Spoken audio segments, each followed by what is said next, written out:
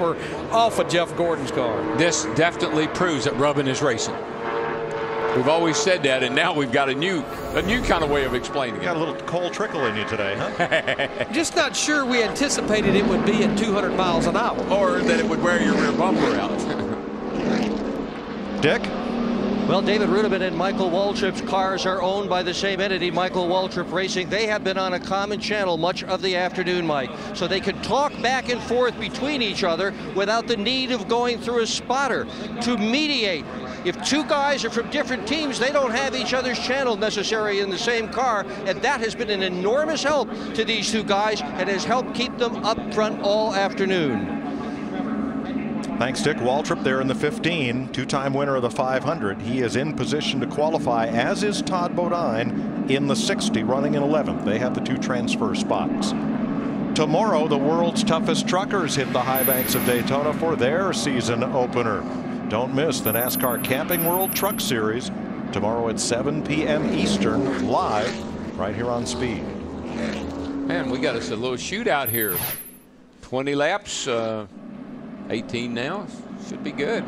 Jeff Gordon, the most recent of 7 different leaders, 16 lead changes.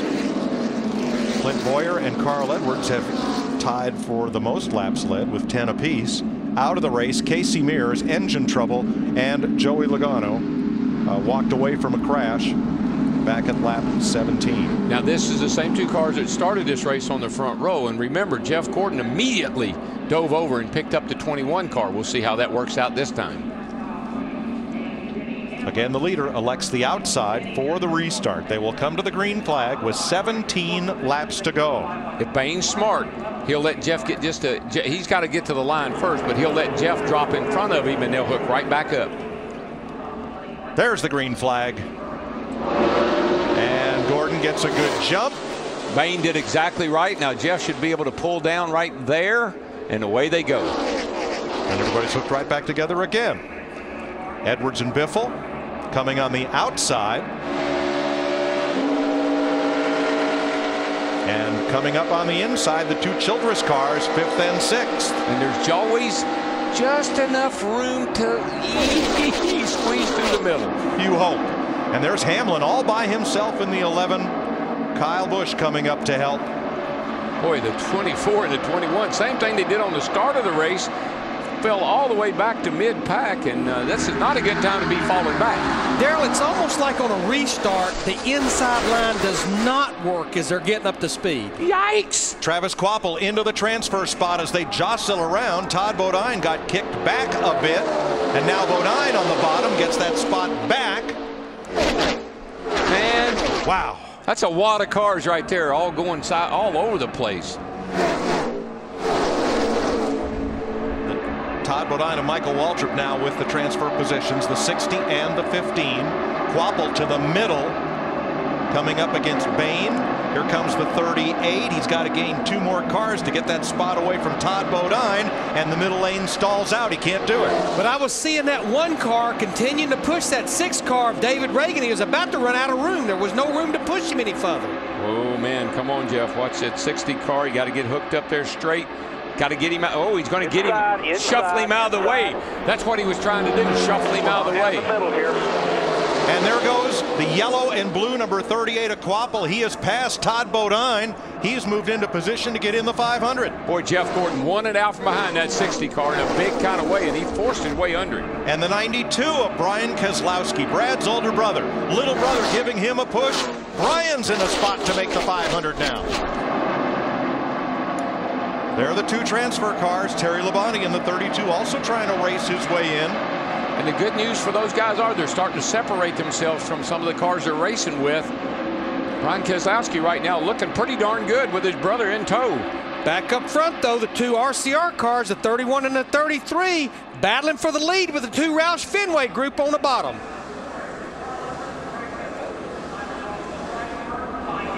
Carl Edwards on race strategy. Yeah, just make it last. We can go like hell at the end, you know. Let's just try to separate ourselves enough so that at least one way or the other we finish first, second if we can. How's that working out? Whoa. Not too good. There goes Hamlin around. That was another one of those incidences where he was just closing so fast with nowhere to go, and he got run into. Fourth caution flag of the race for Denny Hamlin. And that was a caution in the making for about 2 laps of squeezing on this pressure cooker of a front draft. You'll see the 11. He's coming. Man, he's got a head of steam. Nowhere to go. The yellow line, he's already broken. He's violated that rule once. He come right back in front of his teammate. Got hit. He was not going to go below that yellow line and advance his position. Not like last Saturday night in the Budweiser shootout. See here, he looks down. He gets all the way down on the apron, but there was nowhere for him to go.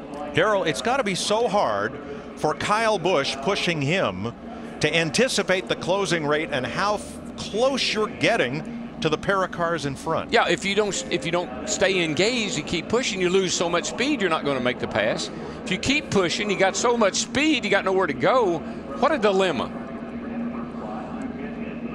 See, right there, Denny thought, whoop, whoop, whoop, I can't go below that yellow line, and he started back up on the racetrack, and Kyle was all over him. What a week he has had, though. He had an engine failure in his Budweiser shootout car. Went below the yellow line, got penalized. Didn't have his steering wheel on when we went to qualify on Sunday, and now this has happened in the Gatorade Duel race. Watch how quickly, though, this unfolds and how quickly decisions have to be made at speed. That 11 and 18 are coming at a good 10, 15 mile an hour faster than the 2 cars in front of them. There's nowhere to go.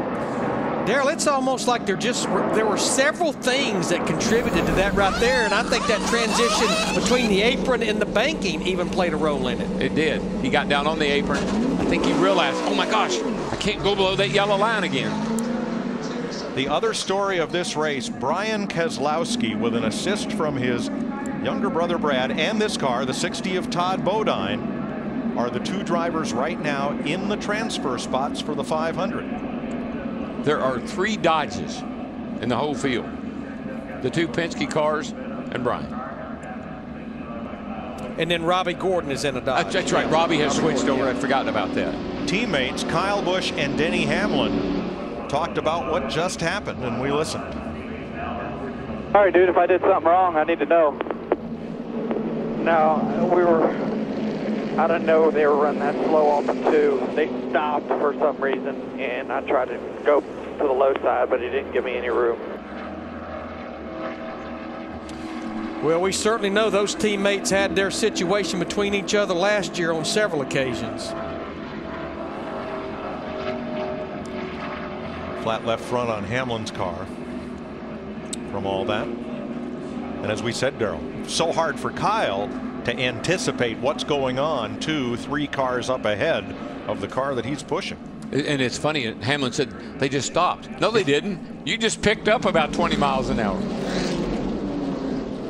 Speed Inside Deals is your one-stop shop for exclusive ticket offers for Speed viewers. Speed Inside Deal packages range from specially priced general admission and children's tickets to pit passes, driver and speed talent meet and greets, food and drink hospitality, and more. Visit speed.com/deals for more info. Join us at the Speed Stage in Daytona this weekend. Deals. That's what this is going to be all about. They'll all be lined up when this is over. Jeff Gordon and Trevor Bayne, kind of an unlikely pairing, except that both of those cars have shown good speed, and the Ford seems to be a good pusher, and Gordon likes being the lead car in that 2-car pack. Yeah, they've got to make some quick moves here, though. With 12 laps to go, they're going to have to do something pretty drastic if they're going to get back to the front now. That falling back there and then getting this caution really hurt them. In the transfer spots, Brian Keselowski and Todd Bodine, followed by Michael Waltrip, Travis Kvapil, and Terry Labonte. I'm Derek Cope. With the 16 and the 24, I'm not sure which one of them doesn't go well on a restart, but one of them hurts them on the restart. Green flag once again. It'll be 11 laps to go. Boy, Carl Edwards got a pretty darn good jump on Jeff Burton there. Be anxious to see how Burton in the 31, Boyer in the 33 get through 1 and 2 on the high side. I think possibly the 99 and the 16 got too good of a start on them at the start-finish line.